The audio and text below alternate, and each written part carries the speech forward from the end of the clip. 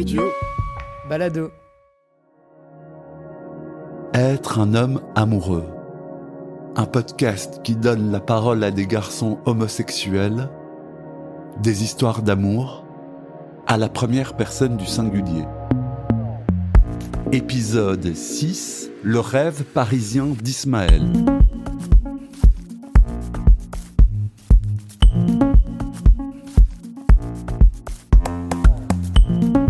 Ismaël a vécu sa première histoire d'amour à 21 ans. Il venait d'arriver du Chili pour un programme d'échange à Paris. C'était un rêve. Il admirait ce garçon. Il admirait aussi la France. Alors, est-ce que la première histoire d'amour est celle qui nous façonne pour toutes les autres ? Ismaël a 38 ans et il se définit comme gay. Il est typé latino-américain. Il a les cheveux noirs et les yeux légèrement bridés. Il mesure 1,71 m et porte une boucle à l'oreille droite. Être un homme, Michel-Ange Vinti. Alors, il s'agit de ma première relation sérieuse, on va dire. J'avais 21 ans et j'étais un jeune étudiant dans une école d'architecture à Santiago du Chili et j'ai profité d'un programme d'échange. Donc, j'arrive à Paris. C'est la première fois que j'habite en dehors du noyau de la famille, en fait. J'habite tout seul à la cité universitaire de Paris. Donc, je me sentais complètement libre. Et je rencontre ces garçons à travers des amis en commun. Ces garçons d'origine brésilienne, mais qui, comme beaucoup des gens en Amérique latine, ont des doubles nationalités et profitent de ça pour s'installer en Europe très facilement. C'était pas mon cas. Moi, je suis arrivé en tant qu'étudiant, donc avec un séjour assez déterminé, quoi. Donc, on se retrouve à la cité universitaire dans ce contexte-là. Lui, il faisait un master de son côté, mais lui, il était plus âgé. On avait une différence d'âge. Il avait 28 ans. Moi, j'avais 21 ans. À ce moment-là, je pense que ça se voyait beaucoup. Aujourd'hui, peut-être à mon âge, avec quelqu'un plus jeune ou plus vieux, ou plus âgé, je pense que c'est pas le cas.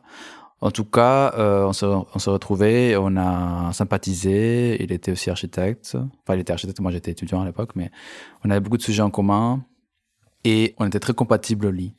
Donc moi j'avais pas vécu une sexualité très ouverte au Chili. C'est pas un pays homophobe, mais c'est d'ailleurs tous mes amis autour de moi savaient que j'étais gay. J'ai vécu ça de manière très ouverte à l'école d'archi par exemple, mais mes parents le savaient pas. Ou je pense qu'ils le savaient, mais ils faisaient semblant de ne pas le savoir. Donc j'étais pas ouvert avec eux. Et donc le fait d'habiter Paris seul avec de l'argent, avec ces mecs qui me plaisaient énormément, que j'admirais parce qu'il avait j'admirais sa carrière, on va dire ça comme ça, et puis lui de son côté avec une pleine liberté en fait, que ce soit son cercle social mais aussi sa famille à lui, il m'a tout de suite intégré et donc moi c'était un rêve enfin.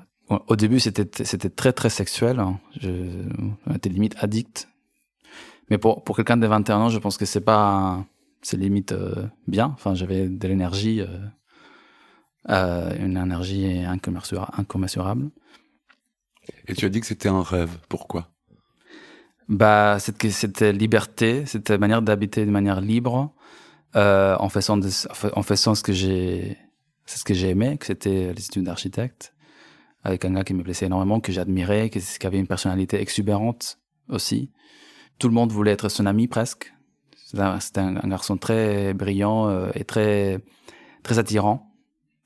Il attirait beaucoup de monde autour de lui. Et puis, c'était un rêve. Enfin, pour moi, c'était la première fois que j'habitais seul à Paris. Donc, j'avais idéalisé complètement l'Europe à ce moment-là. Je voulais absolument faire une carrière en Europe. Et donc, j'ai vécu mon rêve, quoi.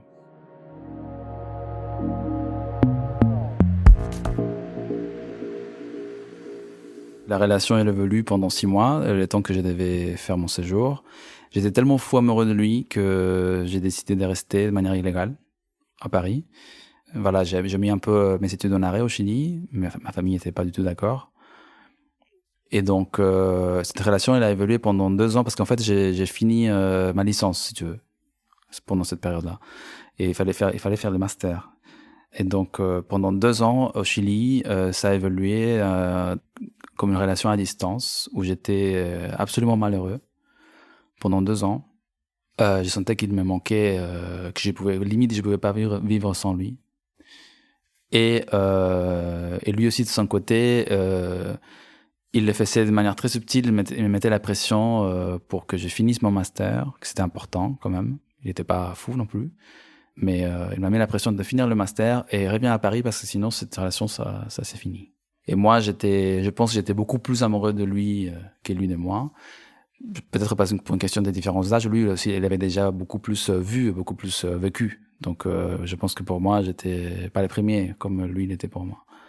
Et voilà, j'étais pas heureux, quoi. J'étais pas heureux. J'ai fait mon master, j'ai senti pénible. Le fait de devoir passer par ça, de devoir attendre. Voilà, je me rappelle, j'ai un souvenir de cette période-là comme quelque chose de très, très pénible, très fatigant et très désespéré, limite. Ça a évolué à distance, avec cette manipulation toujours émotionnelle de sa part, de devoir tout faire, tout ce c'était convenu entre les deux, mais il y avait un chemin très spécifique à accomplir, des étapes très, très précises pour que je puisse revenir en France. Je le voulais aussi, hein. Au-delà d'être avec lui, je voulais m'installer en France.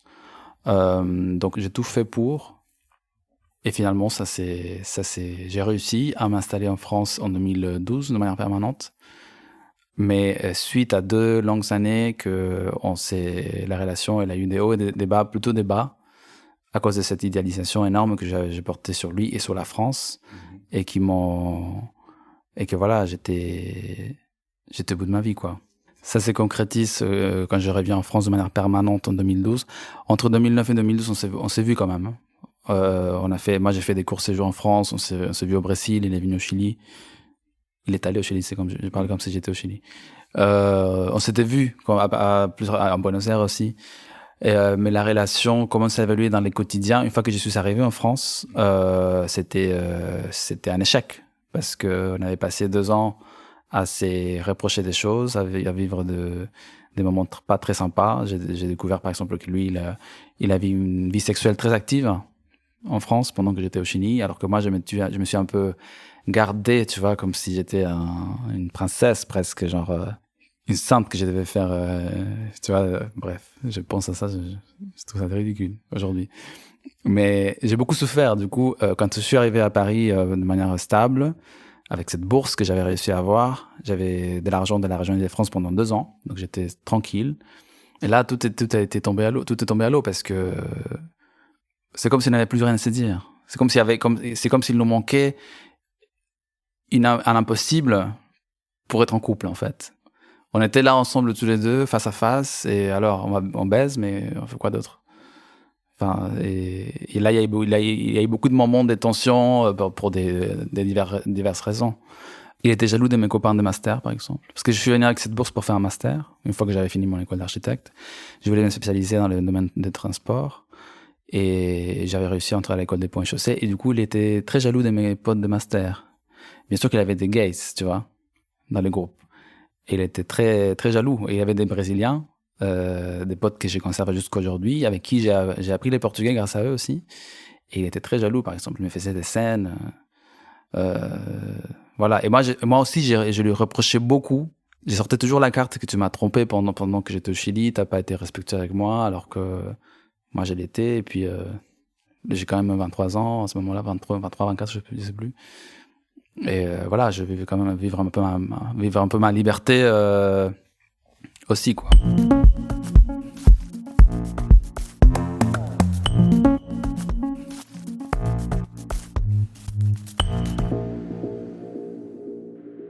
Je pense que tous les deux, on s'est aferrado, comme on dit, quand tu t'es accroches à quelque chose, à cet impossible, à cette histoire un peu unique, particulière, qu'on avait construit tous les deux ensemble depuis l'année 2009. Et donc, pendant ces 2 ans de distance, même si on s'est vu à plusieurs reprises, c'était toujours comme si on se retrouvait pour faire des vacances, quoi. Genre, on se retrouvait tous les deux à Sao Paulo, à Buenos Aires, à Santiago. Mais c'était pour passer 2 semaines max ensemble. Donc, tout était parfait, idéal. Et à Paris? Et à Paris, quand je suis revenu à Paris, c'était plus le cas.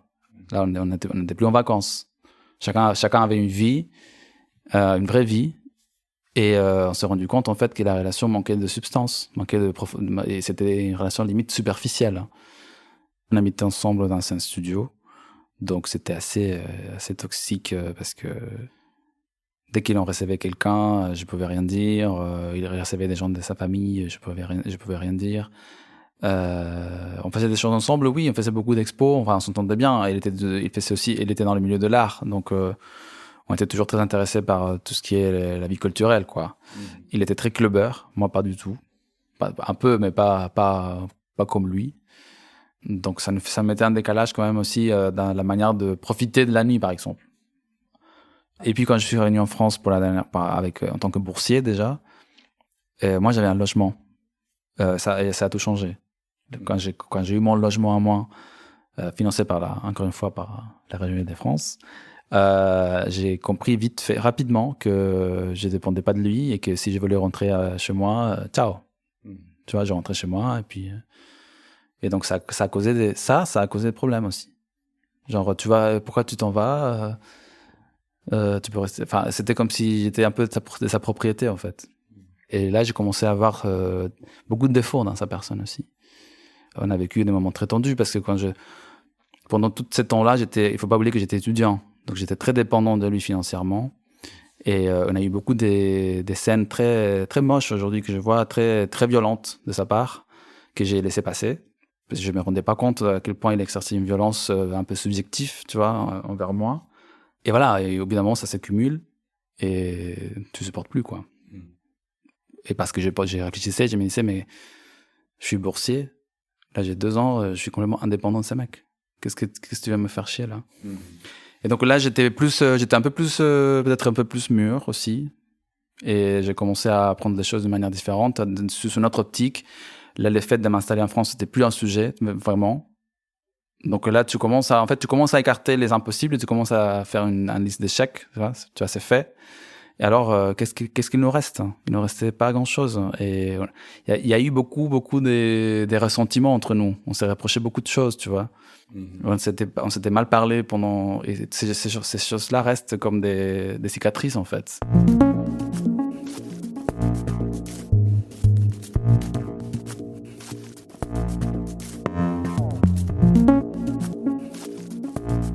Vous écoutez Être un homme, Studio Balado.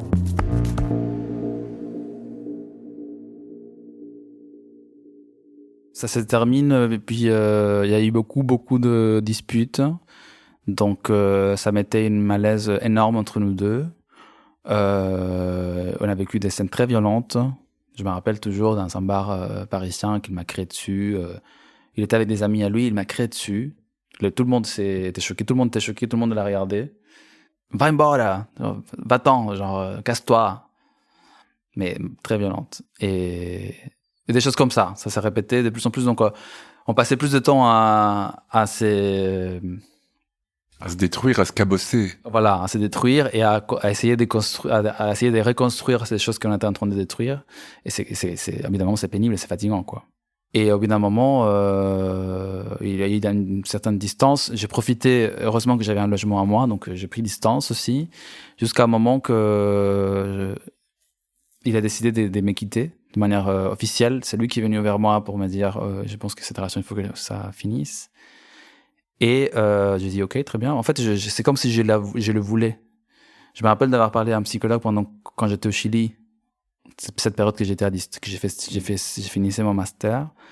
Et je me rappelle qu'à l'intérieur de moi, je voulais absolument finir cette histoire parce que ça m'a angoissé énormément. Mais mon côté pratique, mon côté Capricorne, si tu veux, je voulais pas l'arrêter parce que je voulais absolument arriver jusqu'à la fin, voir ce que ça allait donner. Pour moi, si j'arrêtais pendant que j'étais au Chili, peut-être j'allais pas rentrer en France. Donc tout était ensemble, tout était lié, tout était très lié. Oui, tu voulais pas le quitter pour aller au bout de l'histoire. Exactement. Merci. Je voulais pas le quitter pour aller jusqu'au bout de l'histoire. Et j'ai réussi à arriver au bout de l'histoire, comme je disais. Finalement, il n'y avait pas grand-chose au bout de l'histoire. Et donc, il m'a quitté. Et quelques semaines après qu'il a fait ça, j'ai compris rapidement qu'il était déjà en couple avec quelqu'un depuis un moment. Donc, depuis ces derniers mois qui n'étaient pas très bien entre nous, il s'était déjà mis en couple avec quelqu'un. Quand j'ai su ça, il y a eu quelque chose de très bizarre qui s'est passé au moi et ça se répète jusqu'à aujourd'hui avec mes dernières relations. C'est la personne, c'est comme si elle tombait en fait. Elle s'est détruisée dans ma tête et c'est comme si la personne disparaissait. Je la bloque complètement. C'est fini, quoi. Et c'est fini. Et je prends beaucoup de je me rappelle d'être dans ma chambre à la cité universitaire quand j'étais boursier. Enfin, j'étais chez moi. Je me rappelle de cette image c'est comme si je me voyais de dehors. Et je voyais tout ce que pendant 5 ans on avait vécu. Et je me suis dit, ok, c'est bon, c'est fini. On passe à l'étape suivante. Et c'était moi, j'étais même surpris de moi-même, hein, à quel point j'étais capable de tourner la page et de bloquer cette personne. Et aujourd'hui, j'y pense plus, c'est comme s'il n'existait pas.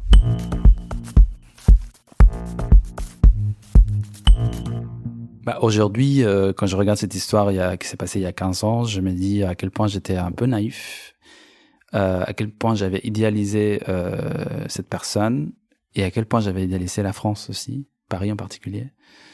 Je me rappelle être rentré dans une espèce de paranoïa. Je me disais, si je viens pas en France faire ma carrière, c'est comme si j'avais échoué. C'est comme si mon histoire en dehors de la France, ça valait rien. C'était pas légitime, en fait. Et aujourd'hui, avec la distance, je me dis, c'est dommage, tu vois. Parce que je me plains pas de ma situation aujourd'hui. Pas du tout, hein. Je suis très satisfait, très content avec mon quotidien. Mais J'ai l'impression de pas avoir profité à un moment de ma vie où c'est de belles années quand même. Tu as 21, 22 ans, 23 ans. Et de m'avoir soumis à tellement de pression et à tellement d'angoisse déjà à cet âge.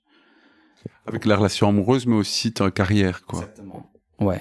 C'était vraiment une espèce de paranoïa de me dire si je suis pas avec cet homme, si je suis pas à Paris, à quoi bon, tu vois.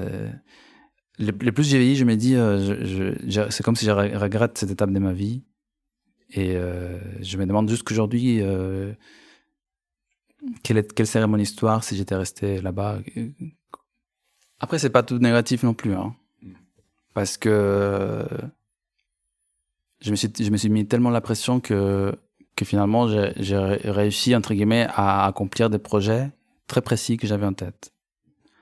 Et qui paraissent aujourd'hui autour de moi, c'est des choses qui paraissent très difficiles à faire, hein. Je les ai réussi et j'étais très très jeune. Je me rends compte aujourd'hui que j'étais très très jeune. Donc c'était comme une espèce de moteur finalement, ce mec, pour accomplir des choses que je voulais, dans les fonds de moi, je voulais vraiment faire. Il y a aussi, cette histoire m'a beaucoup appris, ça m'a beaucoup calmé par la suite, parce que c'était les premiers mecs et puis la première rupture, qui était très difficile. C'était comme un espèce d'échec de vie. Quand on s'est quitté. C'est comme si j'avais raté ta vie. Raté ma vie. Et après, j'ai compris que absolument pas. Et que j'ai compris tout de suite que tout le monde passe par des histoires difficiles d'amour. Que mon histoire, c'était pas du tout particulière. Que c'était une histoire de plus. Je suis quelqu'un d'assez lambda finalement. Enfin, pas lambda, mais bon, je crois que je suis quelqu'un d'assez normal finalement. Et que tout le monde passe des histoires comme ça, et que cette souffrance, ça m'a beaucoup calmé en fait par la suite. Là, quand je pense à ça, je suis assez serein j'ai été assez serein avec des autres ruptures que j'ai pu avoir, parce que ça m'a apporté beaucoup de tranquillité à me dire que la vie continue et que tu peux être un homme partout dans le monde et avec n'importe qui.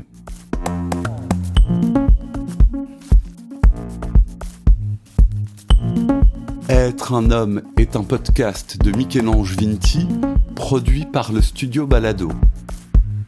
Cette 4e et dernière saison a été enregistrée en reportage à Paris et dans mon salon à Bruxelles durant l'hiver et le printemps 2025. Merci à l'équipe de production qui m'accompagne depuis le début, David Federman, Géraldine Jonkers et Julien Barbier. Merci aux garçons invités pour leurs paroles, leur courage et leur confiance. Et merci à vous pour l'écoute, les messages et la présence.